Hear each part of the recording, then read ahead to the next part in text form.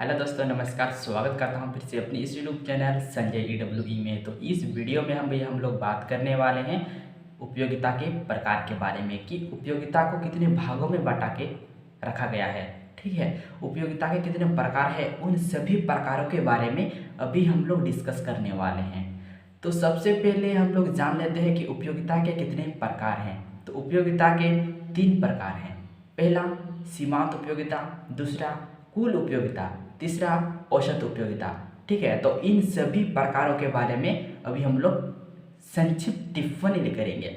तब इसके ऊपर हम लोग पूरी चर्चा करेंगे कि सीमांत उपयोगिता हम कहेंगे किसको, कुल उपयोगिता हम कहेंगे किसको, औसत उपयोगिता कहेंगे किसको। तो आप लोग शुरू से लास्ट तक वीडियो को जरूर देखते रहिएगा। ठीक है, और ये वीडियो आप अपने फ्रेंड के साथ शेयर जरूर करिएगा। अगर आपके लिए ये वीडियो अच्छा है, मतलब इन्फॉर्मेटिव है, मतलब कैसे, अगर आपके लिए ये वीडियो ज़रूरी है तभी आप लोग इस वीडियो को देखिए, अन्यथा आप इसको स्किप कर सकते हो। ठीक है, तो कुछ कहना नहीं है, बस अगर आप अपने फ्रेंड के साथ शेयर करते हो तो कुछ अच्छा आप कर सकते हो। ठीक है, तो चलिए हम लोग अपना वीडियो को शुरू करते हैं। तो सबसे पहले हम लोग का जो है वो सीमांत उपयोगिता 3 भागों में बांटा गया है।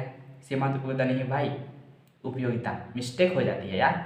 ठीक है, तो हम लोग बात कर रहे हैं क्या, उपयोगिता के प्रकार। तो पहले सीमांत उपयोगिता हम कहेंगे किसको भाई, सीमांत उपयोगिता। उपयोगिता का तो हमने मतलब अगले वीडियो में पूरा चर्चा कर लिया था कि उपयोगिता हम किसको कहेंगे, किसको नहीं कहेंगे, उपयोगिता में क्या क्या विशेषता होती है, उन सभी के चीज़ों के ऊपर हमने अगले वीडियो में बात करके रखा है। अगर आप नहीं देखे हो ना, आप जाके देख सकते हो। ठीक है, तो अभी हम लोग अपना टॉपिक पे आ जाते हैं, सीमांत उपयोगिता क्या है। ठीक है, तो जब हम किसी वस्तु के अतिरिक्त इकाई के उपभोग से जब उपभोक्ता को अतिरिक्त उपयोगिता मिलता है तो उसी को हम लोग कहते हैं सीमांत उपयोगिता। जब किसी वस्तु के अतिरिक्त इकाई के उपभोग से उपभोक्ता को जो अतिरिक्त उपयोगिता प्राप्त होती है उसी को हम लोग कहेंगे सीमांत उपयोगिता। समझ में आ रहा है या फिर और तगड़ी से समझाऊं, क्या बोल रहा है। जब हम किसी वस्तु को उपभोग करेंगे, ठीक है, किसी वस्तु के उपभोग से मतलब किसी वस्तु के अतिरिक्त इकाई के उपभोग से, अतिरिक्त इकाई मतलब मैंने 1 रोटी खाया, ठीक है, उसके बाद मैंने 2 रोटी खाया, तो 1 रोटी मैंने खाया, उसके बाद मुझे कुछ उपयोगिता इसका तो मिलेगी ही ना। ठीक है, कुछ ना कुछ इसका उपयोगिता तो मुझे मिलेगा। उसके बाद भी मैंने 2 रोटी खाया, 2 रोटी उठाया और खाया, तो 2 रोटी मैंने जब खाया तो यहाँ मुझे क्या हो रहा है, मतलब ये क्या हो रहा है, जब क्या बोला जा रहा है यहाँ सीमांत उपयोगिता में बोला जा रहा है कि अतिरिक्त इकाई के उपभोग से, अतिरिक्त इकाई मतलब 1 रोटी मैंने खाया, उसके बाद मैंने 2 रोटी खाया, तो अतिरिक्त इकाई है हम लोग का यहाँ 2 रोटी। ठीक है, तो अतिरिक्त इकाई से हम लोग को कुछ ना कुछ तो मिलेगा ही उपयोगिता। जब हम 1 रोटी खाएं तो उससे हम लोग को लगभग 10 उपयोगिता मिली। उसके बाद मैंने 2 रोटी खाया, मतलब अतिरिक्त इकाई है हम लोग का यहाँ 2 रोटी, तो मैंने 2 रोटी खाया, तो उसके बाद भी मुझे कुछ ना कुछ तो मिलेगा ना यार उपयोगिता। तो यहाँ मुझे लगभग 8 मिला, कुछ ना उससे तो कम ही होगा ना। जब पूरा मन कर रहा था, पूरा भूख लगा था, उसके बाद मैंने 1 रोटी खाया, तो उसके बाद मैंने 2 रोटी उठा लिया, तो पहला में जो मुझे बहुत ज़्यादा ई मिलेगी उपयोगिता, उसके बाद दूसरा में कुछ तो घटेगा लेवल उसका, तो उससे मुझे 8 उपयोगिता मिला। तो 8 उपयोगिता मिला, तो यहाँ मेरा सीमांत उपयोगिता कहाँ क्या है। सीमांत उपयोगिता बोला जा रहा है कि जब आपको किसी वस्तु के अतिरिक्त इकाई के उपभोग से जब आपको अतिरिक्त उपयोगिता मिलेगा तो उसी को हम कहेंगे क्या, सीमांत उपयोगिता। अतिरिक्त इकाई है 2 रोटी, 2 रोटी से जो हमको उपयोगिता मिलेगा वही हम लोग का होगा सीमांत उपयोगिता। अगर हम 2 रोटी खा के ही बंद कर देते हैं तो हम लोग का सीमांत उपयोगिता है 8। अगर 2 रोटी खाने के बाद भी हम आगे खाते जाएंगे और 3 को खाएंगे और 4 को खाएंगे, तो उसके बाद जब हम खाना बंद कर देते हैं उससे जो हमको उपयोगिता प्राप्त होती है उसी को हम लोग बोलेंगे सीमांत उपयोगिता। यहाँ तक आप सभी को शायद क्लियर हो चुका है। ठीक है, आप सभी को ये सीमांत उपयोगिता तो शायद समझ में आ ही गया होगा। तो अब हम बात करते हैं सीमांत उपयोगिता का कितना प्रकार होता है, इसका भी 3 गो भाग है। ठीक है, सीमांत उपयोगिता को भी 3 भागों में बांट के रखा गया है। तो पहला है धनात्मक सीमांत उपयोगिता, दूसरा है शून्य सीमांत उपयोगिता, तीसरा है ऋणात्मक सीमांत उपयोगिता। तो यहाँ धनात्मक सीमांत उपयोगिता क्या है इसको हम लोग समझते हैं। पहले तो मैं आपको कुछ अपने बातों से समझाने की कोशिश करूँगा, दूसरी बार मैं आपको डायग्राम में समझाने की प्रयास करूँगा। हम लोग अपने कुछ समझने की प्रयास करेंगे। तो सबसे पहले मैं अपने बातों से आप सभी को समझाने की प्रयास कर रहा हूँ, तो आप लोग शायद समझ जाओगे। तो हम लोग का क्या है, वो है धनात्मक सीमांत उपयोगिता क्या है। तो धनात्मक सीमांत उपयोगिता क्या है, तो सुनिए। जब हम किसी वस्तु का लगातार उपभोग करते जाते हैं तो क्या होता है, सीमांत उपयोगिता में कमी आती है। कमी आती है ना। जब हम एक वस्तु का उपभोग किए तो उससे हमको 10 उपयोगिता मिला, दूसरा 2 वस्तु का उपभोग किए तो उससे हमको 8 उपयोगिता मिला, 3 वस्तु का उपभोग किए तो उसके बाद हमको कितना मिला, 6 उपयोगिता मिला। यहाँ मतलब 2-2 करके घटते जा रहा है। ठीक है, तो अगर इस तरह से आपको समझ में नहीं आ रहा है ना यार, तो आप सभी को और एक तरीके से समझाने के प्रयास करूंगा, पर आपको समझना जरूरी है। ठीक है, तो यहाँ क्या बोल रहा है, धनात्मक सीमांत उपयोगिता। तो जब हम किसी वस्तु का लगातार उपभोग करते जाते हैं तो क्या होता है, सीमांत उपयोगिता में कमी आती है। लेकिन जब तक वस्तु के उपभोग से कुछ ना कुछ उपयोगिता मिलता है तब तक हम कह सकते हैं क्या है, यह धनात्मक सीमांत उपयोगिता है। कैसे, कुछ भी अगर हमको कुछ उपयोगिता ही नहीं मिलेगी तो हम क्या बोलेंगे यार, ये धनात्मक है ना क्या है। तो हम लोग इसको डायग्राम में और बढ़िया तरीके से समझने की कोशिश करेंगे। तो अगला हम लोग आते हैं क्या, शून्य सीमांत उपयोगिता। तो जब किसी वस्तु का लगातार कुछ समय तक उपभोग किया जाता है, ठीक है, तब उपभोक्ता को जब पूर्ण संतुष्टि मिल जाती है उस समय सीमांत उपयोगिता क्या हो जाता है, शून्य हो जाता है। मान लिया कि आप एक रसगुल्ला खा रहे हो, आपको पूरा मन कर रहा है रसगुल्ला खाने का, तो आप एक रसगुल्ला उठा के ले लिए तो खाए, उससे आपको 10 उपयोगिता मिला। उसके बाद आपने 2 रसगुल्ला उठाया, उसके बाद आपको 8 उपयोगिता मिला। उसके बाद आपने कितना, 3 रसगुल्ला उठाया, उसके बाद आपको 6 उपयोगिता मिला। 4 रसगुल्ला उठाया, उसके बाद आपको कितना मिला, 4 उपयोगिता मिला। उसके बाद आपने 5 रसगुल्ला उठा लिया, 5 रसगुल्ला उठाया तो उसके बाद आपको 2 उपयोगिता मिला, 2 उपयोगिता मिला।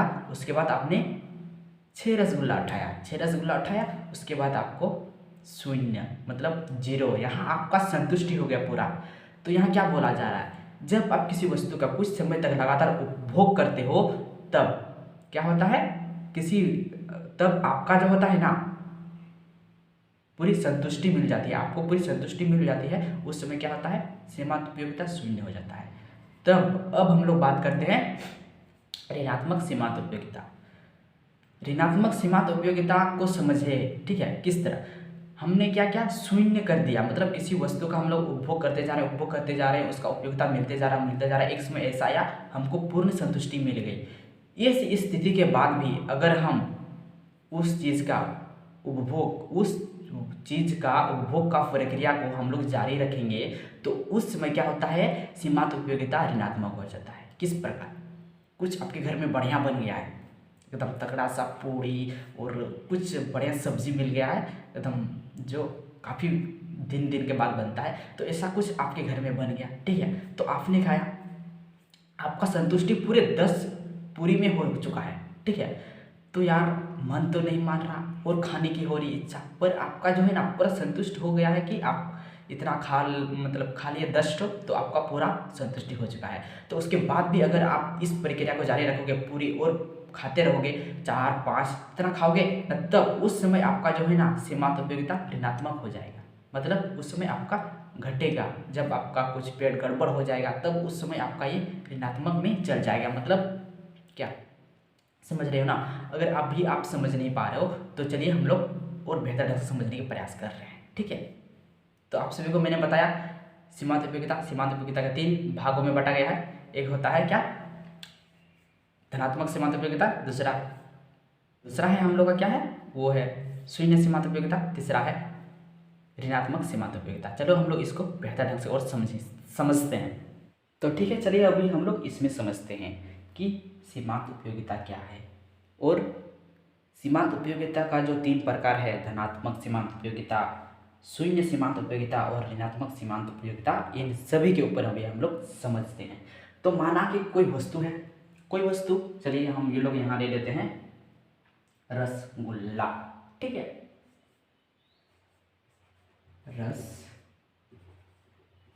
रसगुल्ला।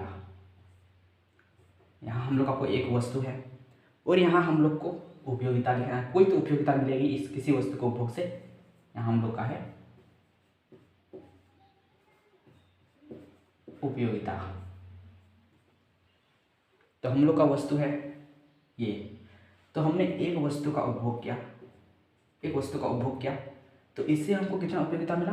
10 उपयोगिता मिला। मैंने दूसरा वस्तु का उपभोग किया, इससे हम लोग को 8 उपयोगिता मिला। 3 वस्तु का उपभोग किया, उसके बाद हमको 6 मिला। 4 का मैंने उपभोग किया, इसके बाद हमको मिला 4। उसके बाद 5 मैंने खाया तो हमको कितना मिला? 2। फिर 6 का उपभोग किया, उसके बाद हमको यहाँ मिला 0। 7 का मैंने उपभोग किया तो यहाँ मिला मुझे मिला -2। तो यहाँ 8 का उपभोग किया तो यहाँ मिला मुझे -4। तो अब हम लोग समझते हैं कि सीमांत उपयोगिता क्या है। तो सीमांत उपयोगिता क्या कह रहा है? किसी एक अतिरिक्त इकाई के उपभोग से जो उपभोक्ता को अतिरिक्त उपयोगिता प्राप्त होती है, जो अतिरिक्त इकाई है हम लोग का ये अतिरिक्त इकाई, इसके उपभोग से हमको क्या मिल रहा है? ये अतिरिक्त उपयोगिता 8। तो ये हम लोग का हुआ है सीमांत उपयोगिता, ठीक है। तो अब हम लोग बात करते हैं सीमांत उपयोगिता का 3 प्रकार है। धनात्मक उपयोगिता कैसे? एक वस्तु का हमने उपभोग किया, ठीक है। तो धनात्मक उपयोगिता में क्या कह रहा है? जब भी हम किसी वस्तु का लगातार उपभोग करते जाते हैं तो सीमांत उपयोगिता क्या आता है? सीमांत उपयोगिता में कमी आती है। सीमांत उपयोगिता ये है, ठीक है। हम लोग बात करें धनात्मक सीमांत उपयोगिता। तो धनात्मक सीमांत उपयोगिता में क्या कह रहा है कि जब हम किसी वस्तु का लगातार उपभोग करते जाएंगे तो सीमांत उपयोगिता में कमी आती जाएगी, ठीक है। तो हमने लगातार उपभोग करते गया तो हमको क्या देखने को मिल रहा है? सीमांत उपयोगिता में कमी होने को मिल रहा है, कमी दिखाई देने को मिल रहा है।